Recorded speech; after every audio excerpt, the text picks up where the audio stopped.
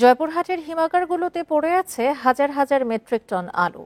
বাজারেও ভালো দাম না পাওয়ায় বিপাকে পড়েছেন কৃষক, ব্যবসায়ী ও হিমাগার মালিকরা। দাম ওঠার কোনো সম্ভাবনাও না থাকায় হতাশ তারা। এ অবস্থায় লোকসানের বোঝা বয়ে বেড়াতে হচ্ছে তাদের। এ নিয়ে আরো জানাতে মুন্সিগঞ্জ থেকে যোগ দিচ্ছেন আমাদের সহকর্মী জিতু রায়। জিতু, কি পরিমাণ আলু অবিকৃত অবস্থায় এখনো হিমাগারগুলোতে থেকে গেছে, আর চাষি ও ব্যবসায়ীরা কি পরিমাণের ক্ষতির সম্মুখীন হতে পারে? বান্ডেল থাকলে প্রতি সেনমানিতে টাকা বাঁচবে। বিকাশ সেনমানি বান্ডেল কিনে জিতুন প্রতি লেনদেনে।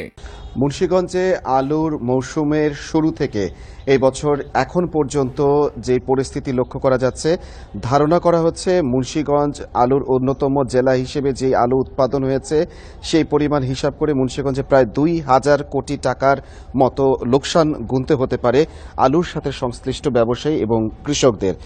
আর এই যে সরকারের পক্ষ থেকে ২২ টাকা নির্ধারণ করে দেওয়া হয়েছিল আলু প্রতি কেজিতে, সেটি বাস্তবিক অর্থে কোথাও কিন্তু তার বাস্তবায়ন আমরা লক্ষ্য করতে পারিনি। ৮ টাকা কেজি দরে বিক্রি করাটাই কিন্তু এখন হিমাগার মালিকদের পক্ষে বা আলু ব্যবসায়ীদের পক্ষে কিন্তু কঠিন হয়ে দাঁড়িয়েছেন। আর এই যে ৮ টাকা দরে বিক্রি, তার ফলে কিন্তু প্রতি কেজিতে তাদেরকে ১৬ থেকে ১৮ টাকা কিন্তু লোকসান গুনতে হচ্ছে। আর এই পরিস্থিতিতে মুন্সিগঞ্জে এই অবস্থায় হিমাগারে মজুদ যে আলু রয়েছে সেখানে কিন্তু প্রায় ১,০০০ কোটি টাকা, এবং পচন ধরেছে যে আলু সেখানে প্রায় ৫৪০ কোটি টাকা, এবং সংরক্ষণ করতে না পেরে বাড়ি থেকে যে কম মূল্যে বিক্রি করা হচ্ছে সেখান থেকে প্রায় ৪৯৫ কোটি টাকা লোকসান গুনতে হবে এই মৌসুমে। এই হিসাবে এবার আলুতে লোকসানের পরিমাণ দাঁড়িয়ে গেল ২,০৩৫ কোটি টাকা। আর আপনি যে কথাটি জানতে চেয়েছেন যে মুন্সিগঞ্জের ৬টি উপজেলায় ৩৪,৭৫১ হেক্টর জমিতে আলু আবাদ হয়েছিল, যার উৎপাদন ছিল ১০,৬০,১১৯ টন। সেখান থেকে এই আলু যেই সংরক্ষণ করা হয়েছিল, আর সেই সংরক্ষণের ৬টি উপজেলায় ৫৮টি হিমাগারে প্রায় ৫,০৭,০০০ মেট্রিক টন আলু যে উৎপাদন হয়েছে, সেখানে এই আলু এবার অবিকৃত থেকে গেছে অনেকটা, প্রায় ৫২,০০০ টন। এইমাত্র এই ৫২,০০০ বা এর কাছাকাছি বিক্রি হয়েছে। মজুদ আছে প্রায় এখনো ৪,৫৫,০০০ টন। এই যে বিশাল একটা সংখ্যা, যেটা গত বছর ছিল ২,৭০,০০০ টন।